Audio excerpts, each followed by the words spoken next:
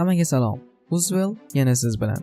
Ishonchim komil. Siz Marvel qahramonlarini barini yaxshi taniysiz, lekin ular Marvelda ishlashlaridan oldin unchalik ham mashhur bo'lishmagan. Marvel ularni mashhurlikka yetaklagan va anchagina daromad topishga ham yordam bera olgan. Xo'sh, siz ularni real hayotda qanday ekanliklarini bilasizmi? Ular Marvelga kirishidan oldin qanday cho'qqilarni bosib o'tishgan? Bu savollarga javobni hozirgi videodan olasiz. Tayyormisiz? Qani unda ketdik. Robert Downey Jr. Marvel kino olami 2008-yildan Jon Favreauning Temir odam filmidan boshlandi. Shundan so'ng Robert Downey 8 ta filmda suratga tushdi. Aqlsiz Hulk filmini qo'shgandi. Bu bilan Tony Stark nafaqat jamoa yetakchisi bo'ldi va balki ancha mashhurlikka ham erishdi. Hozirda Tony Starkning o'rnini boshqa aktyor egallashini tasavvur ham qilib bo'lmaydi. Jon Favreau Robert Downey Jr.ni bosh rolda o'ynash uchun nimalar qilmagan? Bu filmdan ko'p narsa kutilgan va u shu franshizani yuksak cho'qqiga olib chiqara olgan. Robert Downey 2000-yillar oxiri qamoqda ham o'tirib chiqqan. Alkogol va narkotikka qaram bo'lgan. U Amerikaning qamoqxonalariga tez-tez tushib turgan. U qurol olib yurishda, mast holda mashina boshqarishda, narkotik saqlashda ayblanib qo'lga olingan. Geniy, daho va milliarderning roli orqali hozirda u eng ko'p maosh oluvchi aktyorlarning biriga aylandi. Robert ko'p vaqtini kino industriya ichida o'tkazadi, lekin bu uning barcha qobiliyati emas. U 2004-yili o'zining musiqiy albomini chiqargan. Time jurnali Robertni dunyoning ko'zga ko'ringan eng mashhur odamlari ro'yxatida 100 talik ichiga kiritgan. Scarlett Johansson. Maftunkor Scarlett Johansson ham 2008-yilda Marvelning bir qismiga aylanadi va qora beva rolini ijrochisi bo'ladi. Marvelga kelishidan oldin u hech qanday jangovar usullarni bilmas edi.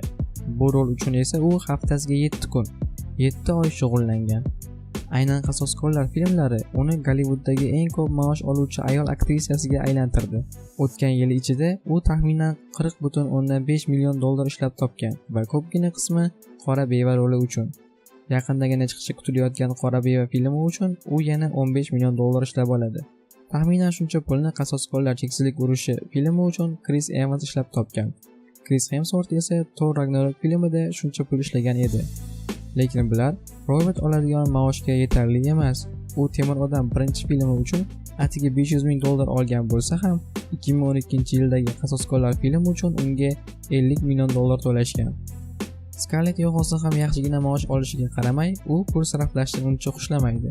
Eng qimmat sotib olgan narsalaridan biri esa Los Anjelesdagi uyi. Uyning narxi 3 million dollar. 2016-yilda u Parijda o'zining popkorn do'konini ochadi. Aytishicha, u o'zining sevimli amerikancha popkornini Yevropada ochilishini juda xohlagan. Chris Evans yosh va talantli aktyor. Uni super qahramonlar roli mashhur qilgan. U 2005-yilda birinchi bor super qahramon kostyumida paydo bo'ladi. Bu film esa fantastik to'rtlik filmi edi va u olov odam rolini ijro etadi. 2010-yilda esa u Marvel bilan uzoq muddatli shartnoma imzolaydi va yangi qahramonga aylanadi. Bu esa Kapitan Amerika. Ilk Qasoskor filmi 2011-yilda ekran yuzini ko'radi. Chris Evans esa katta mashhurlikka va Screen Awards nashriyoti tomonidan eng zo'r qahramon nomiga ega bo'ladi. Qasoskorlarning keyingi qismlaridan esa u yana ham mashhurroq bo'ladi va eng ko'p maosh oluvchi aktyorlarning biriga aylanadi. U faqat qahramon roli bilan mashhur emas, balki ma'shuqalari bilan ham xalq og'zidan tushmaydi. Uni Gollivudning ko'pgina aktrisalari bilan aloqada deyishadi. Ular qatoriga fotomodel Giselle Bündchen, aktrisa Lily Collins, Sandra Bullock, Jennifer Lawrence va Ashley Greenlar kiradi. Lekin ko'pchilik uni qora beva bilan aloqada deb o'ylashadi. Chris Evans esa bir necha bor Scarlett Johanssonni shunchaki aka sifatida yaxshi ko'rishini aytgan. Mark Ruffalo. Ko'pchilik mashhur aktyorlar tanilishidan oldin oddiy ishchi bo'lishgan. Mark Ruffalo ham ular qatoriga kiradi. 1989-yili birinchi bor ekran yuziga chiqadi. Bu yuz uchun krem reklamasi edi. Lekin haqiqiy mashhurlikni unga yashil maxluq, ya'ni Hulk obrazi olib keladi. Hulk rolini Mark Ruffalodan oldin anchagina aktyorlar ijro etishgan bo'lsa ham, aynan Mark Ruffalo uni mashhur qila oladi.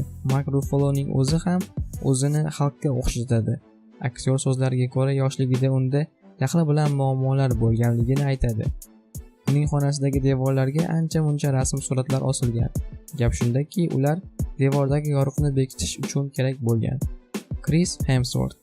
Marvelning har bitta qahramonining o'z muxlisi bor. Lekin shunisi aniqki, qad-qomati kelishgan, ko'zlari ko'p va super kuchga ega bolg'a egasining muxlislari ko'proq. U Thor rolini olish uchun kastingga kelganda, unda deyarli bu rolni qo'lga kiritish uchun imkon yo'q edi. Kasting ustalari Thor rolining ijrochisi ko'rinish jihatidan Thorga o'xshash kerakligini aytishgan va uncha mashhur bo'lmagan aktyor Kris Hemsworth bu rolga munosib topilgan. Mashhurroq aktyor olinmaganining sababi mashhur aktyor kattaroq pul talab qilar edi. Prodyuser Kevin Feige esa bunga tayyor emasdi. Kris Hemsworth kasting jarayonida yana bir aktyor bilan tanishadi. Bu esa Tom Hiddleston edi. Siz uni Thorning ukasi Loki obrazidan taniysiz. Bu ikki aktyor tezda yaqin do'stlarga aylanishadi. Kris Hemsworth Thordek baquvvat bo'lish uchun ancha ter to'kadi va hattoki 20 kilogramm vazn yig'adi. Hozirda u juda ham mashhurligiga qaramay, hali hamon o'z muxlislari bilan yaqinlikda yuradi. Bu esa unga nisbatan hurmatni yanada oshiradi. Kris Hemsworth mashhur bo'lishidan avval ofitsiant, quruvchi, barmen va hattoki magazinda surfing sotuvchisi bo'lib ishlagan. Xo'sh, menda hozircha shu. Qaysi qahramon sizga ko'proq yoqadi? Fikringizni kommentariyada yozib qoldiring. Videoga like bosing va kanalga obuna bo'lishni ham unutmang. Siz bilan keyingi videolarda ko'rishguncha, xayr.